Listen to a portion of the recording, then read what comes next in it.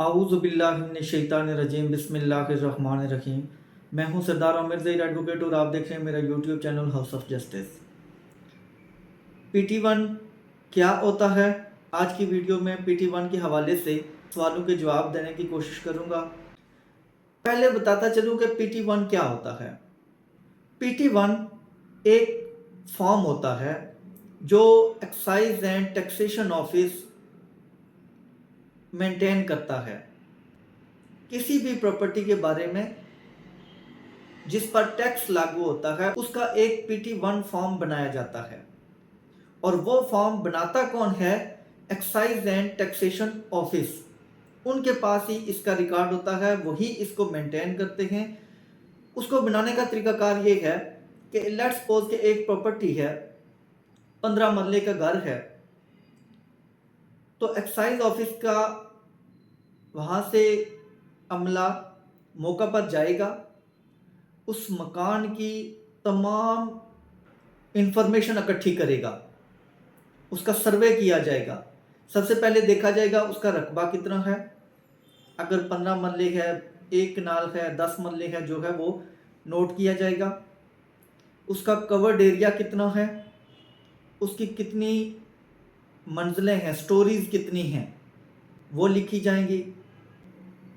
कमरे कितने हैं, तो ये तमाम इंफॉर्मेशन ली जाएगी। स्पेशली जो कवर्ड एरिया होता है वो बहुत इंपॉर्टेंट होता है, उसके हिसाब से टैक्स भेजा जाता है। जब ये सारी इंफॉर्मेशन ले ली जाती है तो उसके बाद PT1 फॉर्म बनाया जाता है, उस पर ये तमाम इंफॉर्मेशन लिखी जाती है और उस हिसाब से फिर उसका टैक्स रेट जो है वो लगाया जाता है कि इस पर कितना टैक्स होगा भी या नहीं। दूसरा सवाल था कि क्या PT1 जिस शख्स के पास है वो उस प्रॉपर्टी का मालिक है? तो इसके जवाब में मैं आपको बताता चलूं कि जब एक प्रॉपर्टी होती है तो उसकी मलकियत का जो भी डॉक्यूमेंट होता है वो हमेशा महकमा माल के पास होता है। किसी प्रॉपर्टी की मलकियत के जो सबूत हो, कोई डॉक्यूमेंट हो, उसका एक्साइज ऑफिस से कोई तल्लक नहीं होता। मलकियत का जो सबूत होता है वो महकमा माल के पास होता है। अगर रजिस्ट्री है, अगर गिफ्ट डीड है, सरेंडर डीड है, जनरल अटॉर्नी है, जो भी डॉक्यूमेंट होगा वो डेफिनेटली रजिस्टर्ड होगा, तो वो सब रजिस्ट्रार के ऑफिस में होता है। और इसका जो इंतकाल होता है, क्योंकि जब आप रजिस्ट्री करवाते हैं या गिफ्ट डीड बनवाते हैं या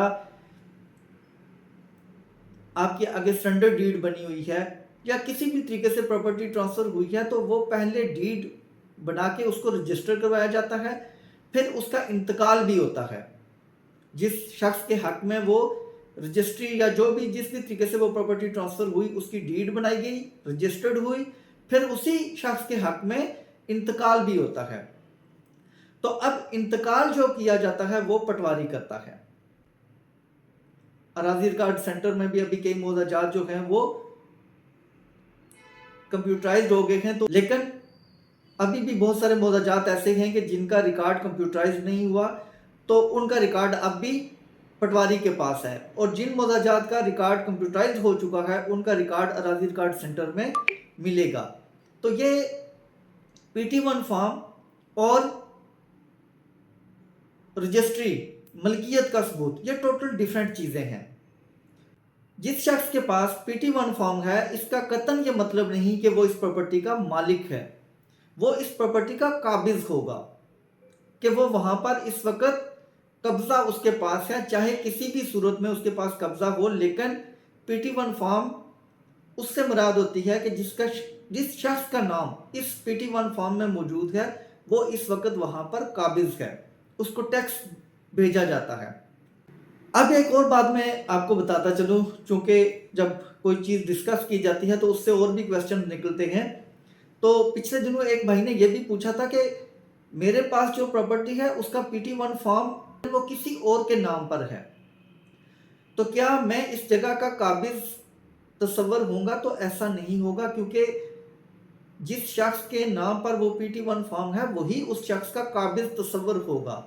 अगर आपके पास कब्जा है और आप के नाम पर PT1 फॉर्म नहीं है तो आप फ़ौरन जाके एप्लीकेशन दें और एक्साइज ऑफिस को बताएं कि आके मौका पर सर्वे करें और देखें कि किसके पास कब्जा है, क्योंकि PT1 फॉर्म कब्जे का सबूत होता है। तो अगर वहाँ पर ही आपका नाम नहीं है तो फिर तो आप नाजायज़ काबिज हैं वहाँ पर, तो आप फ़ौरन उसकी करेक्शन करवाएं, सर्वे करवाएं, अपना नाम वहाँ पर उसकी दुरुस्तगी करवा के PT1 फॉर्म में अपना नाम उसका इंदराज करवाएं।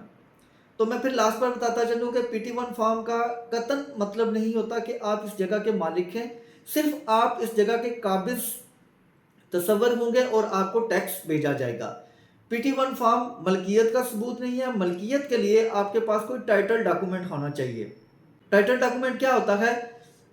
सेल डीड हो गई अगर आपने मकान खरीदा है तो, या अगर आपको गिफ्ट किया गया तो आपके पास गिफ्ट डीड होनी चाहिए, या किसी ने आपको वो जो मकान है या कोई भी प्रॉपर्टी है वो अगर अपने शेयर सरेंडर किए हैं तो वो सरेंडर डीड होगी, या अगर किसी ने जनरल अटॉर्नी दी हुई है तो वो registered general power of attorney होनी चाहिए। तो ये टाइटल डॉक्यूमेंट होते हैं। PT1 फॉर्म आपका मलकियत का सबूत नहीं है, ये सिर्फ आपकी पोजेशन का एक प्रूफ है कि आपके पास इसका कब्जा है। तो PT1 फॉर्म के हवाले से मेरी वीडियोस मेरे चैनल पर काफ़ी मौजूद हैं, जिनको देखने के बाद मुझे बहुत सारे मैसेज आते हैं कि PT1 फॉर्म जो वाली प्रॉपर्टी होती है उसकी रजिस्ट्री कैसे होगी, रजिस्ट्री पर कितना टैक्स लगेगा, रजिस्ट्री के जो टोटल अखराजात होते हैं वो कितने होंगे, और इस रजिस्ट्री का मुकम्मल प्रोसीजर बताया जाए। तो आज की वीडियो में इस हवाले से बात करूंगा। सबसे पहले मैं शॉर्ट सी बात ये बताता चलूं कि PT1 फॉर्म बेसिकली होता क्या है, उसका मकसद क्या होता है।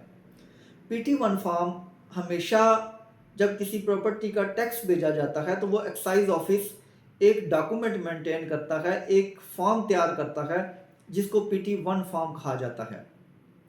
ये उस फॉर्म का नंबर है PT1, क्योंकि मुख्तलिफ फॉर्म्स होते हैं जो एक्साइज ऑफिस मेंटेन करता है। PT1 है, आपने PT10 भी देखा होगा, जो अक्सर जो टैक्स भेजा जाता है, जिस फॉर्म पर टैक्स भेजा जाता है वो PT10 होता है। इसी तरीके से PT11 होता था, बहुत सारे फॉर्म होते हैं। तो ये PT1 फॉर्म जो है ये एक्साइज ऑफिस मेंटेन करता है। इसका मकसद ये होता है कि किसी प्रॉपर्टी का मुकम्मल उसमें इंफॉर्मेशन होती है, वहाँ पर इस प्रॉपर्टी का काबिज कौन है, इस प्रॉपर्टी का रकबा कितना है, इसका जो कवर्ड एरिया है, कवर्ड एरिया से क्या मुराद है कि लेट्स सपोज के 10 मरले का एक प्लॉट है तो उसमें 7 मरले पर मकान बना हुआ है, 3 मरला खाली जगह है, वो सैन वगैरह छोड़ा हुआ है, लॉन बनाया हुआ है। तो ये कवर्ड एरिया, इसका जो जहाँ पर कंस्ट्रक्शन हुई होती है उसको कवर्ड एरिया कहते हैं। उसकी मंजिलें कितनी हैं, कितनी स्टोरीज हैं जिन पर ये मकान तमीर है, मतलब 2 मंजिला है, 3 मंजिला है, कितनी मंजिला मकान है। तो ये तमाम इंफॉर्मेशन उस PT1 फॉर्म में लिखी जाती है। जो एक्साइज ऑफिस का अमला होता है वो सर्वे करता है और ये तमाम इंफॉर्मेशन लिखता है, और साथ ये भी लिखता है कि इस वक्त वहाँ काबिज कौन है। तो उसके बाद उस प्रॉपर्टी का टैक्स मुतलका शख्स को भेजा जाता है। ये हो गया PT1 फॉर्म। अब रजिस्ट्री क्या होती है और उसका प्रोसीजर क्या होता है कि रजिस्ट्री के लिए सबसे पहले आपको पटवारी के पास या अराजी रिकॉर्ड सेंटर में जाके फ़र्द लेना पड़ता है, फ़र्द बै। फ़र्द बै से मुराद है कि जब कोई प्रॉपर्टी सेल की जाती है तो वो फ़र्द बै जारी किया जाता है ताकि ये पता चले कि वाकई वो शख्स उस प्रॉपर्टी का मालिक है कि नहीं। वो रिकॉर्ड देख के पटवारी, अगर आपका मौजा कंप्यूटराइज्ड नहीं तो पटवारी फ़र्द बै जारी करेगा, अगर मौजा कंप्यूटराइज्ड है तो फिर अराजी रिकॉर्ड सेंटर से आपको फ़र्द बै मिलेगा। उसके बाद आप आएंगे, स्टाम्प पेपर्स निकलवाएंगे, उस प्रॉपर्टी का जो कीमत होगी वो पे करेंगे। फिर जो टैक्सीज हैं वो ऑनलाइन आपको मिलेंगे कि कितने टैक्सीज पे करने पड़ रहे हैं। फिर सब रजिस्ट्रार के ऑफिस में जाके ऑनलाइन आजकल जो रजिस्ट्री होती है वो सारा प्रोसीजर कंप्लीट करके रजिस्ट्री आपके हक में हो जाएगी। जो शख्स बेच रहा है वो जाके बयान भी देगा। अब ये तो हो गया रजिस्ट्री का प्रोसीजर। फिर अब यहाँ पर एक समझने वाली चीज़ जो है, जैसा कि मैंने पहले बताया है कि PT1 फॉर्म टैक्स भेजने के लिए मेंटेन किया जाता है और ये एक्साइज ऑफिस मेंटेन करता है। रजिस्ट्री के लिए आपको पटवारी और सब रजिस्ट्रार के ऑफिस जाना पड़ता है। एक्साइज ऑफिस का फ़र्द वगैरह से कोई ताल्लुक नहीं होता। अगर PT1 फॉर्म की रजिस्ट्री हो सकती तो फिर आपको फ़र्द लेना पड़ता, और फ़र्द एक्साइज ऑफिस डेफिनेटली नहीं देता। तो इसलिए PT1 फॉर्म की रजिस्ट्री भी नहीं होती।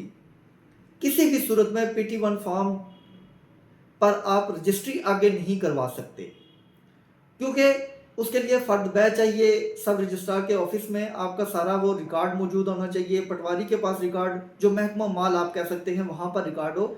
तो महकमा माल एक अलग महकमा है, महकमा एक्साइज एंड टैक्सेशन ऑफिस अलग महकमा है।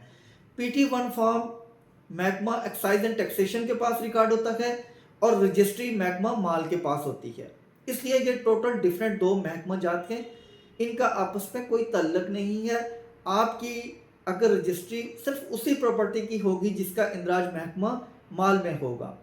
PT1 फॉर्म वाली जो प्रॉपर्टी है वो अगर आपने आगे सेल करनी है, सिंपल आप एक एग्रीमेंट लिखेंगे सादा स्टाम्प पेपर पर और किसी और शख्स को उस प्रॉपर्टी का कब्जा हवाले कर देंगे, पेमेंट वसूल करेंगे, कब्जा उसको मिल जाएगा। वो जाके एक्साइज ऑफिस में एप्लीकेशन देके वहाँ पर अपना इंदराज करवा लेगा कि मैं इस वक्त वहाँ पर काबिज हूँ, नेक्स्ट टाइम मेरे नाम से वहाँ पर भिजवाया जाए, जो टैक्स की अमाउंट है वो फॉर्म भेजा जाता है वो मुझे भेजा जाए, मेरे नाम का भेजा जाए, वो उसके नाम पर इंदराज हो जाएगा। तो PT1 फॉर्म वाली कोई भी प्रॉपर्टी है उसकी आप रजिस्ट्री नहीं करवा सकते। सिंपल आपने स्टाम्प पेपर पर ही आगे उसको फरोख्त करना है। ये बात मैं पहले भी कई वीडियोस में बता चुका हूँ, लेकिन सवाल बार बार पूछा जाता था, इसलिए आज फिर से दोबारा वीडियो बनाई है। तो व्यूअर्स, ये थी आज की वीडियो। उम्मीद है वीडियो पसंद आएगी। अगर वीडियो पसंद आई तो चैनल को सब्सक्राइब करना ना भूलिएगा। इसी के साथ इजाज़त चाहता हूँ, अपनी दुआ में याद रखिएगा। फी अमानिल्लाह।